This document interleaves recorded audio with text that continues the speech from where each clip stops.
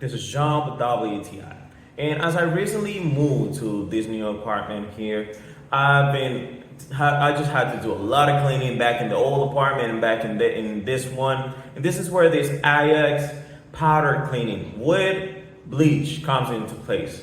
So what I like the most about this is just like an actual direct, it just does the action right there. You put the powder, you just add it a little bit of water, and this powder turns instantly blue, starting to do the whole cleaning process.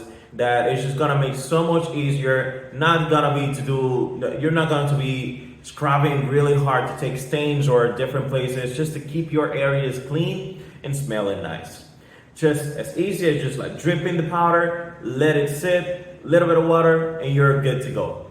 So if you're really into it, trying to make your cleaning as simple, as powerful at the same time, this one here just does a great job.